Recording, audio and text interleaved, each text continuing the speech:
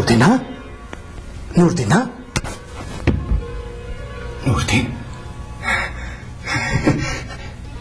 Nureddin, सुपना आ गया। मेरा दोस्त जो सीगा, नहीं तो मरे नूं तो हमने कितने बड़े हो गए ने। मैनूं हाले तक याद है कि असीं आजादी की लड़ाई अपने अपने ढंग नाल लड़ रहे सन। ओ गर्म दलिया सी ते मैं नरम दलिया।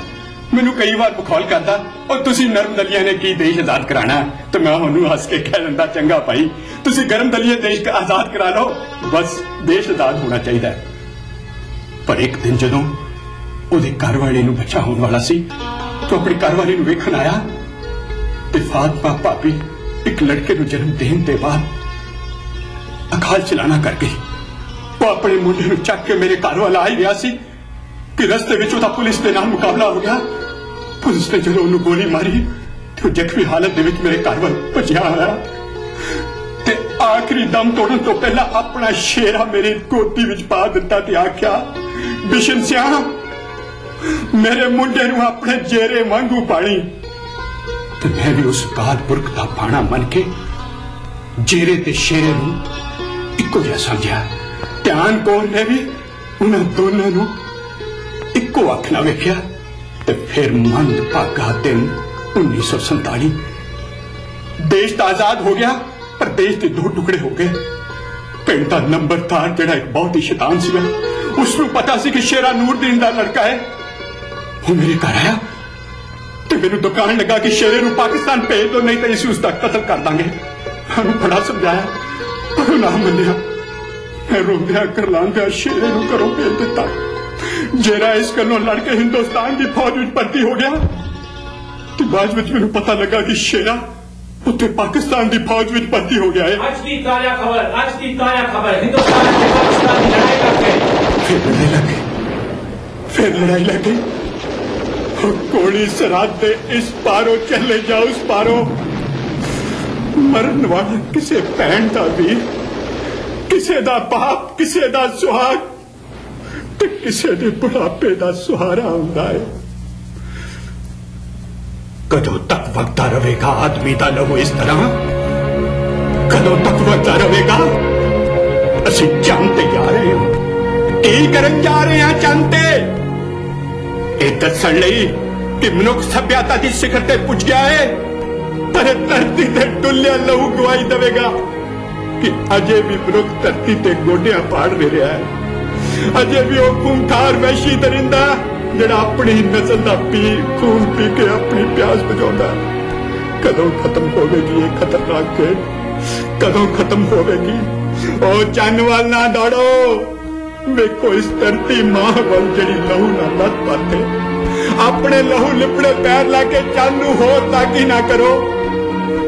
केड़ा तक नहीं सिखांदा कि धरती के छोटे से टुकड़े की खातर हजारों इंसानों का खून बहा दो।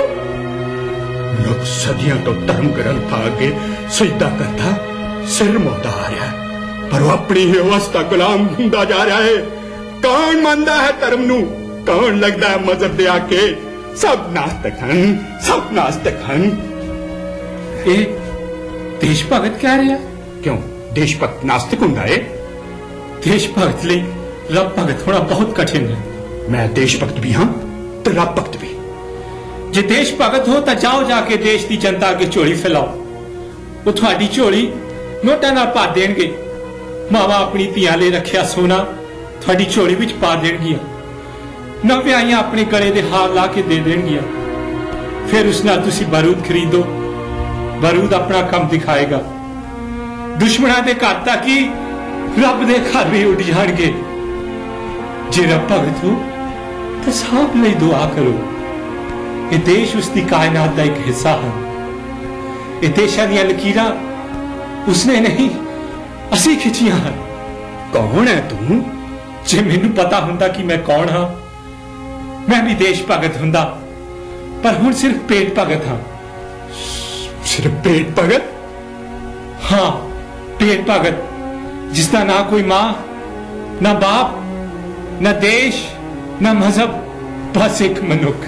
बस एक मनुख बिना देश तो बिना मजहब तो बिना मां बाप तो। हाँ जदों होश संभाली बाप ने कहा मैं तेरा बाप नहीं, मां ने कहा मैं तेरी मां नहीं, देश ने कहा तेरा देश होर है। मैं होर देश चला गया, उत्थे भी किसी नूं रास ना आया। पेट दी अग बुझाण खातिर फौज विच भर्ती हो गया।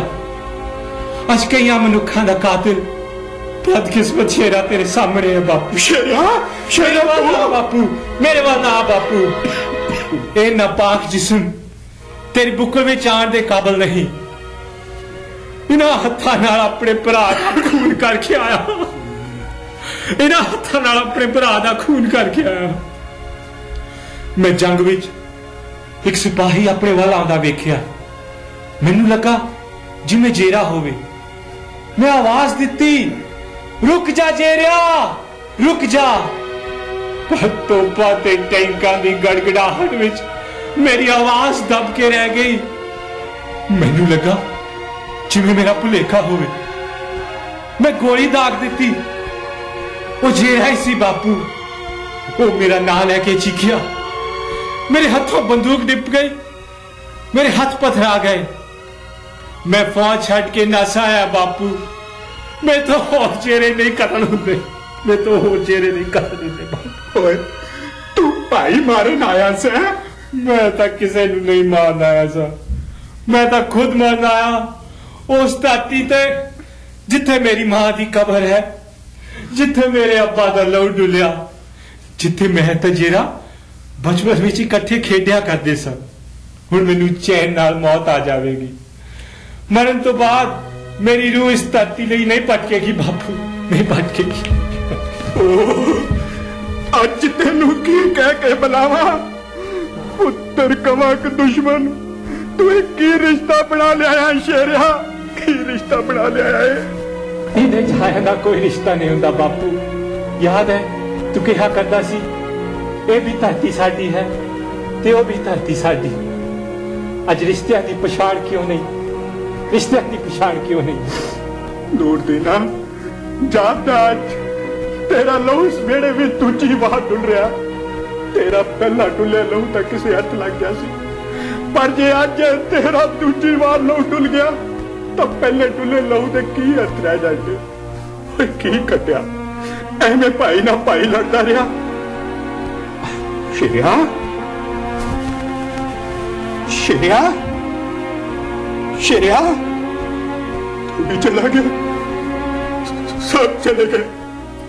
मैं किला समझाया सी तुहानू कि लंबर से चुक विच ना आयो, आखिर तुसी लड़ी पे। वेख ला धरती मां, तेरे पुत्र किन्ने जनाई ने आपस विच लड़ते ही रहते ने, आपस विच लड़ते ही रहते ने। वेख ला धरती मां, तेरे पुत्र किन्ने